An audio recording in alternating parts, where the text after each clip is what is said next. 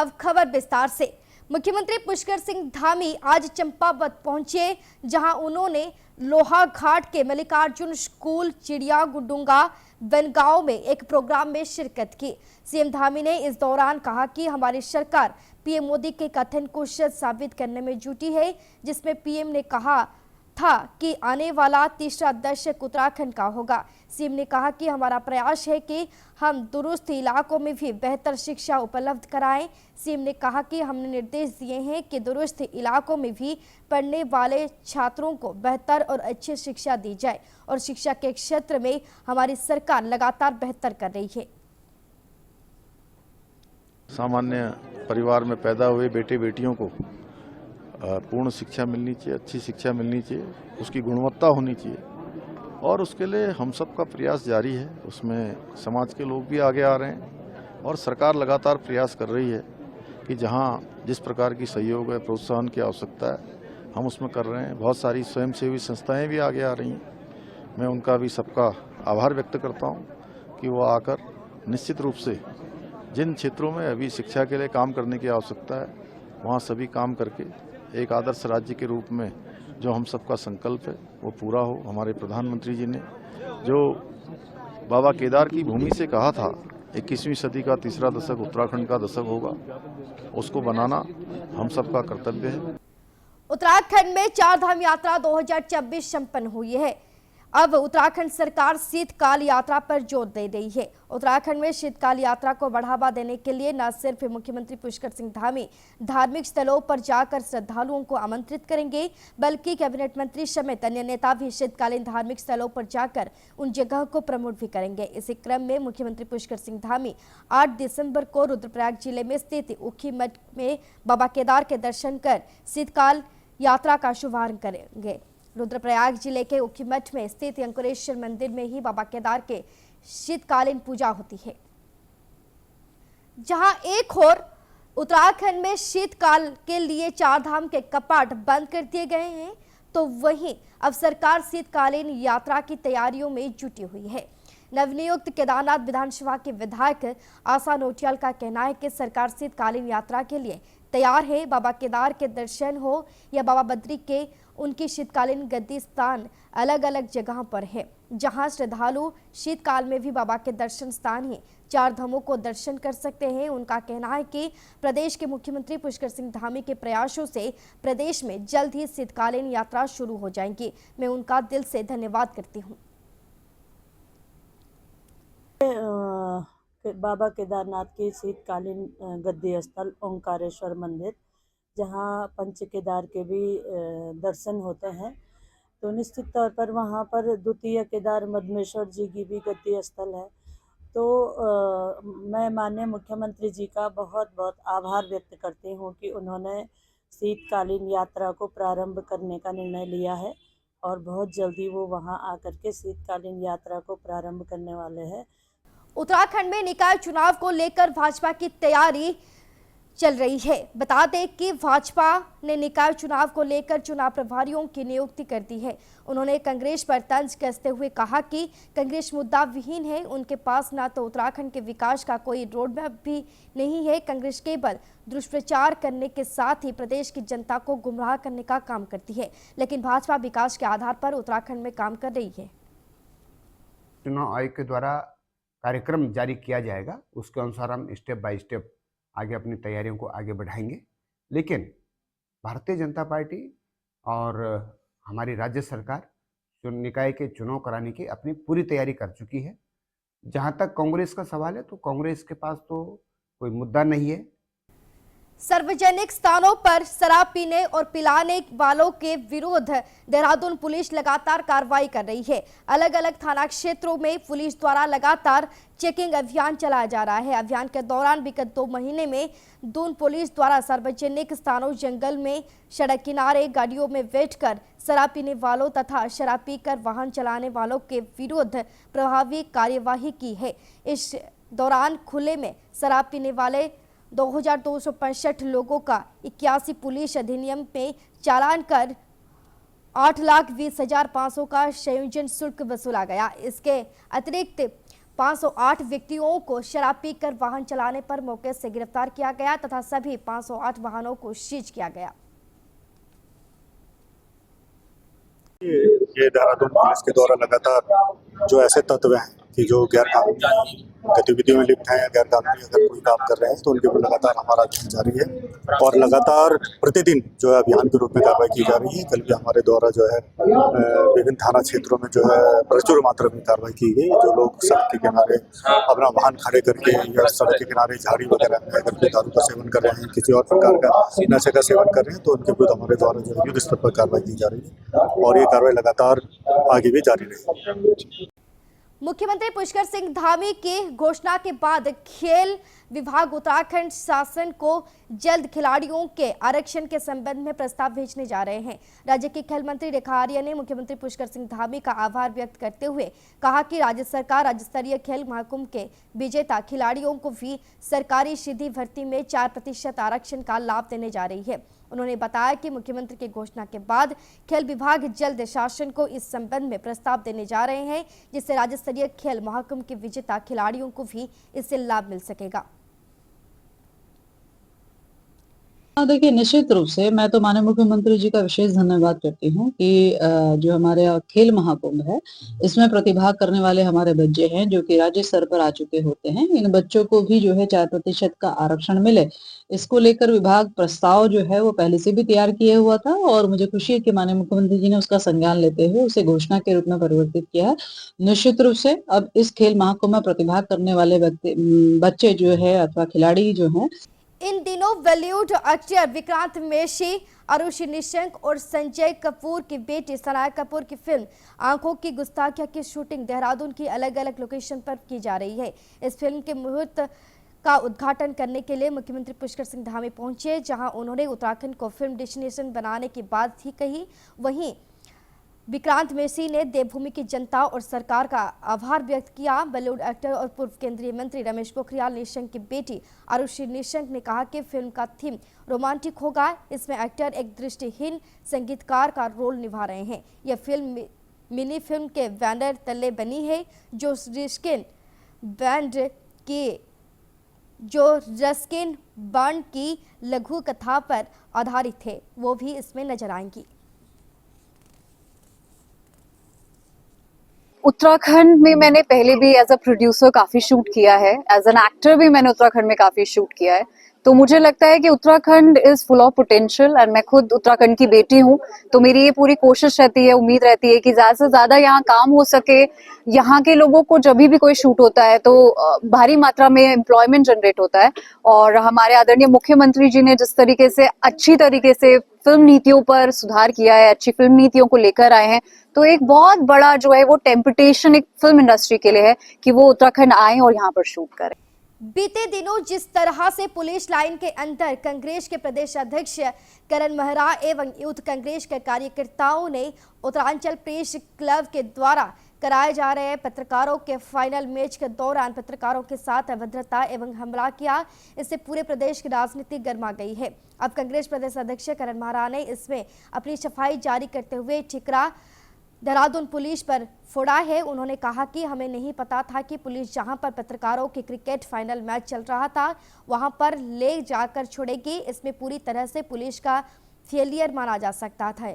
साथ ही उन्होंने कहा कि ये कोई साजिश भी हो सकती है। वहीं बीजेपी के प्रदेश अध्यक्ष महेंद्र प्रसाद भट्ट ने चौथे स्तंभ पर बदतमीजी एवं अभद्रता को लेकर अपना बयान जारी किया।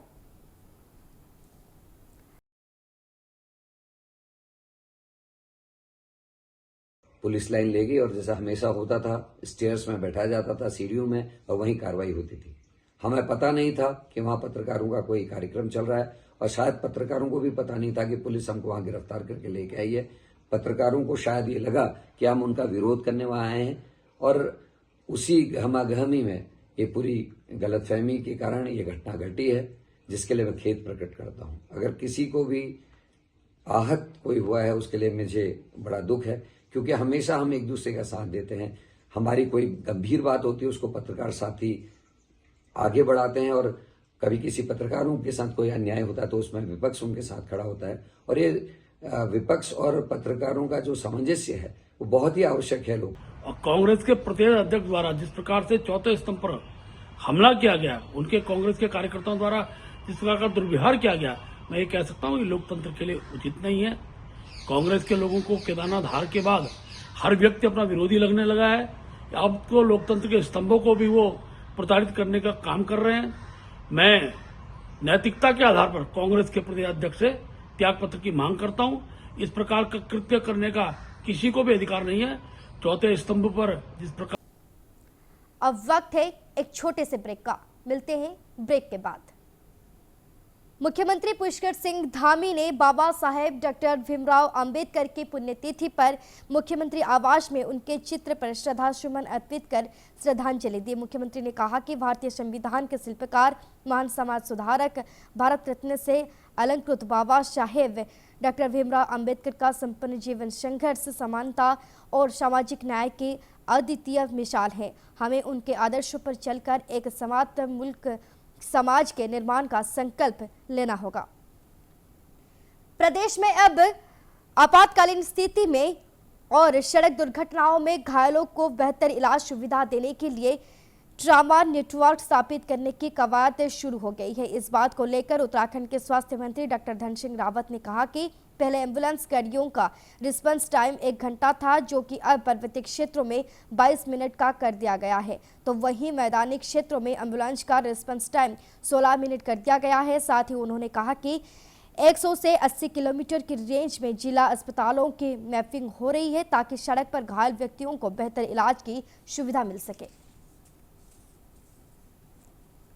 ये नंदागौरा योजना को लेकर लगातार लाभार्थियों के द्वारा भी और कुछ आवेदकों के द्वारा भी और जनप्रतिनिधियों के द्वारा भी यह कहा जा रहा था कि 30 नवंबर की आखिरी तिथि होने के कारण कई समय से जो है कई बालिकाएं जो है इसे भरने से चूक गई हैं।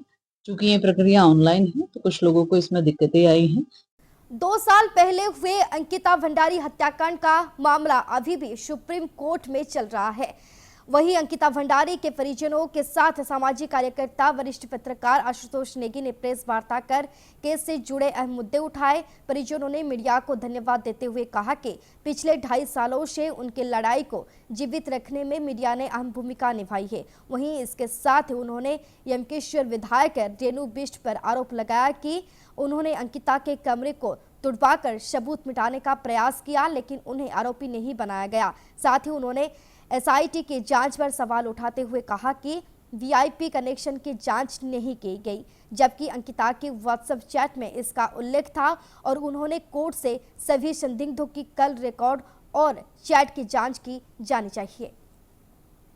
तो अब ये सब जुडिस मामला है, हमें उम्मीद है सुप्रीम कोर्ट से इसमें हमें न्याय मिलेगा।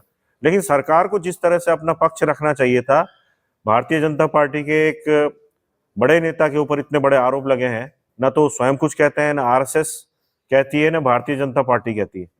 तो हम तो ये कहते हैं कि अगर कोई व्यक्ति पे आरोप लगाए जाते हैं और मौन साध लेता है तो एक तरह से पुष्टि मानते हैं उसकी, कि अगर आप पे कोई आरोप लगे और आप उस बारे में कुछ नहीं कहते हैं तो इसका मतलब मौन आपने साधा है, तो आप अपने पे लगे आरोपों को स्वीकार कर रहे हैं। और स्वीकार नहीं करते हैं तो भारतीय जनता पार्टी या आरएसएस या अजय कुमार स्वयं प्रेस में आके। आगामी निकाय चुनाव को देखते हुए कांग्रेस पार्टी अपनी तैयारी में जुट गई है। वहीं देहरादून नगर निगम प्रदेश प्रभारी प्रकाश जोशी का देहरादून आगमन भी हो चुका है। उन्होंने प्रदेश कार्यालय में कार्यकर्ताओं और पदाधिकारी सहित एक बैठक भी आयोजित की गई। कैंडिडेट चयन पर मीडिया से बात करते हुए प्रकाश जोशी ने कहा कि सरकार पहले निकाय चुनाव कराने की तिथि निर्धारित करे, फिर आरक्षण की बात स्पष्ट करे, तभी कांग्रेस अपने उम्मीदवार के लिए लिस्ट की घोषणा करेगी। एक बार पहले सरकार पहले ये तो तय करे कि वो चुनाव कब कराना चाहती है, और दूसरी बात जब वो ये तय करे कब कराना चाहती है, आरक्षण की स्थिति भी स्पष्ट होगी। और जब तक आरक्षण की स्थिति स्पष्ट नहीं होती है तो कैंडिडेट सिलेक्शन मैं मानता हूं कि उससे पहले कैसे संभव है। राजधानी समेत पूरे प्रदेश में धीरे धीरे ठंड का प्रकोप बढ़ रहा है। सर्दियों में सबसे ज्यादा परेशानी उन लोगों को हो रही है जिनके सिर पर छत नहीं है। ऐसे में नगर निगम ने ठंड से निपटने और इन लोगों को आश्रय देने की तैयारियां शुरू कर दी है, जिसको लेकर गोपाल राम विनवाल अपर नगर आयुक्त ने बताया कि बढ़ती ठंड को देखते हुए तैयारियां शुरू कर दी गई है। करीब 5 रेन बसेरे पहले से ही है। इसके साथ ही एक कम्युनिटी हॉल डालनवाला में भी है। इसके साथ ही 51 जगह ऐसी है जहां नगर निगम द्वारा अलाव की व्यवस्था की जाती है। देखिए, रेन बसेरा हमारे पास 5 रेन बसेरा जो लगातार सर्दियों के टाइम पे या बरसात के टाइम पे लोगों के रुकने के लिए है, पर्याप्त व्यवस्था है। उसके अतिरिक्त एक रेन बसेरा के रूप में कम्युनिटी हॉल हमारा डालनवाला में भी है। अगर आवश्यकता पड़ती है तो वहां पे भी हम बढ़ा सकते हैं, और यदि आवश्यकता हो तो कोई विद्यालय इत्यादि भी हम ले सकते हैं। लेकिन अभी वर्तमान में पर्याप्त इन्हीं रेन बसेरों में जो लोग आते हैं, जो जाड़ों के टाइम पे इधर उधर सड़कों पर रहते हैं, तो उनको रुकाने के लिए पर्याप्त व्यवस्था उपलब्ध है। लेसडोन से भाजपा विधायक दिलीप सिंह रावत ने मुख्यमंत्री को पत्र लिखकर वन संरक्षण अधिनियम पर चर्चा के लिए विधानसभा का एक दिन के लिए सत्र बुलाने का अनुरोध किया है। उन्होंने आगाह किया कि यदि सरकार सत्र नहीं बुलाएगी तो वह सदन में नहीं जाएंगे। उनकी चिंता पर भाजपा के विधायक विनोद चौधरी ने भी उनका साथ देने की बात कही है। भाजपा विधायक विनोद चौधरी का कहना है कि हमारे विधायक दिलीप सिंह रावत बहुत सीनियर विधायक है और उनकी चिंता गंभीर है और सरकार को उनकी चिंता पर ध्यान देने की जरूरत है। तमाम विकास कार्य भी उससे बाधित हुए हैं, प्रभावित हुए हैं। और आपको ध्यान में होगा कि जब उत्तराखंड मूवमेंट में सब मसले चल रहे थे तो वन अधिनियम भी एक इशू है कि इसमें सरलीकरण होना चाहिए ताकि हमारे जो क्षेत्र में जो विकास के काम है उनमें गतिरोध ना आए। तो उनकी वही मांग है, मांग गलत नहीं है और ये पहले भी मांगे होती रही है और आज भी हम कहते हैं कि वन अधिनियम में कुछ संशोधन होने चाहिए। केंद्रीय विद्यालय की तर्ज पर उत्तराखंड की शिक्षा प्रक्रिया को बनाए रखने के लिए शिक्षा विभाग ने विशेष त्रिस्तरीय ढांचे का ड्राफ्ट बनाया है, जिसे अब मंजूरी के लिए शासन में भेजा गया है। इस बात पर उत्तराखंड की डीजी शिक्षा झरना कमठार ने कहा कि शिक्षा मंत्री डॉक्टर धन सिंह रावत की तरफ से बैठक ली गई थी, जिसमें उन्होंने केंद्रीय विद्यालय की तरह राजकीय विद्यालयों के लिए पीआरटी, टीजीटी और पीजीटी का त्रिस्तरीय ढांचा बनाए जाने के निर्देश दिए थे।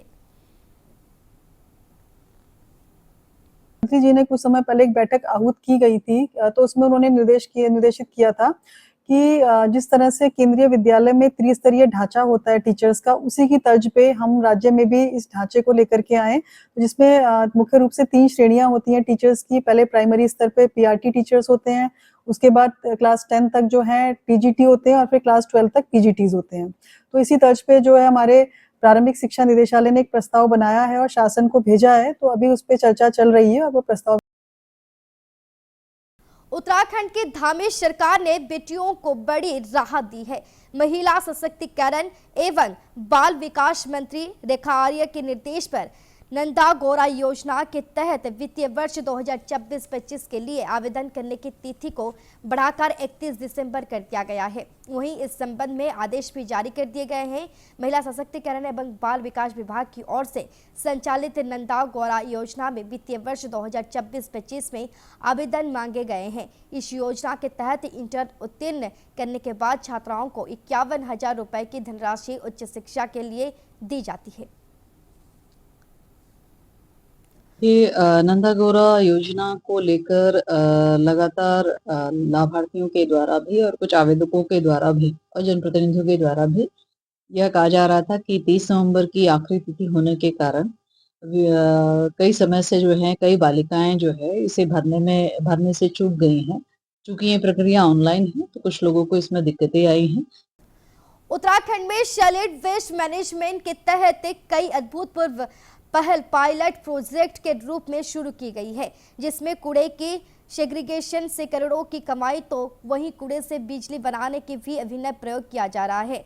शहरी विकास विभाग के मुताबिक जोशीमठ में कूड़े की सेग्रीगेशन करके उससे इनकम जनरेट की जा रही है। उत्तराखंड शहरी विकास से मिली जानकारी के अनुसार जोशीमठ में कूड़े को अलग अलग कैटेगरी में बांटा जाता है, जिसमें से उपयोग और रिसाइकल करने वाली चीजों को निकालकर उससे इनकम जनरेट की जा रही है। शहरी विकास की एडिशनल डायरेक्टर ललित नारायण मिश्रा ने बताया कि जब इसे प्रोजेक्ट को शुरू किया गया है तब से 1 करोड़ से ज्यादा का रेवेन्यू जनरेट किया गया है। ये जो हमारा स्वच्छ भारत मिशन है, इसमें हमने हमारे प्रदेश में काफ़ी प्रयोग हुए हैं और मैं बताना चाहूँगा कि जैसे जोशीमठ में उन्होंने पिछले 4-5 सालों में 1 करोड़ से अधिक की आय जनरेट की है, ये एक मिसाल बनी है।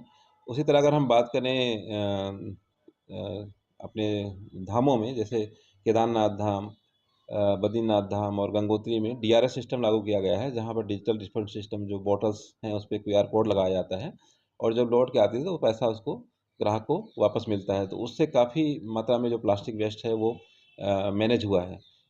लंबे समय तक उपेक्षित माना जाने वाले मेडुवा अब गेहूं से दोगुनी कीमत पर बिक रहा है। सरकार किसानों से 4,300 रुपया प्रति क्विंटल और स्वयं सहायता समूह से 4,500 रुपये प्रति क्विंटल की दर से मडुवा खरीद रही है। समितियों के माध्यम से जिले में अब तक मात्र 3,388 क्विंटल मडुवे की ही खरीद हुई है। पर्वतीय क्षेत्र के असिंचित इलाकों में गेहूं, मंडवा, मदिरा, मक्का प्रमुख फसलें हैं।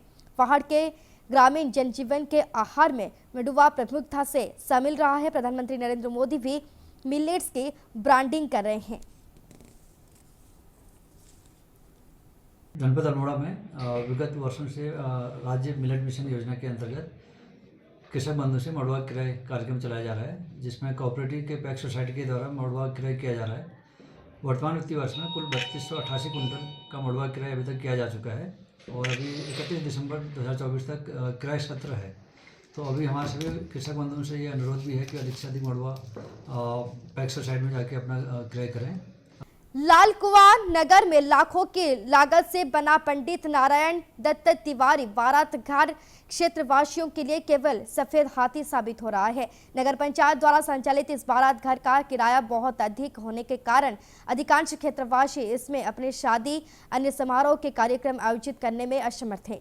वहीं उचित रखरखाव न होने के चलते ये बारात घर खस्ताहाल होता जा रहा है। लाल कुआं नगर वासियों के मुताबिक क्षेत्र के लोगों के शादी, विवाह एवं अन्य समारोह के आयोजन के उद्देश्य से लाखों रुपए खर्च कर लाल कुआं के अंबेडकर नगर वार्ड नंबर 1 में बनाए गए पंडित नारायण दत्त तिवारी मैरिज हॉल का किराया नगर पंचायत द्वारा 15,500 रुपये निर्धारित किया गया है। बिजली, पानी, अन्य सुविधाओं के लिए अलग से रकम चुकानी पड़ती है, जो आम नगर वासी के बजट से बाहर है। वहीं क्षेत्र वासियों का कहना है कि नगर पंचायत द्वारा संचालित उक्त बारात घर का किराया अधिक होने के कारण लोगों की शादी, विवाह एवं अन्य कार्यक्रम के आयोजन में खासी परेशानियों का सामना करना पड़ता है।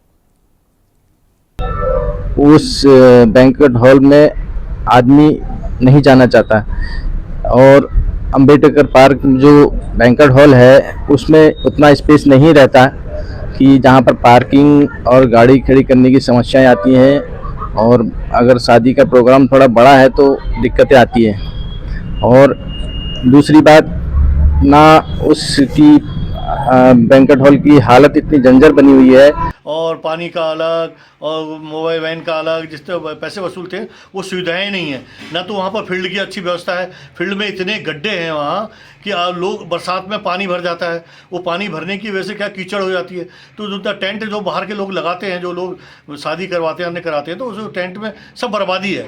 तो इसलिए नगर पंचायत को जनता की सुविधा के लिए अगर वो बनाया है तो जनता की सुविधा को ध्यान में रखते हुए एक तो उसका पैसा कम करना चाहिए, क्योंकि यहाँ गरीब जनता रहती है। ये थी अब तक की बड़ी खबरें। अब वक्त हो गया है बुलेटिन की समाप्ति का। आज्ञा दीजिए। नमस्कार।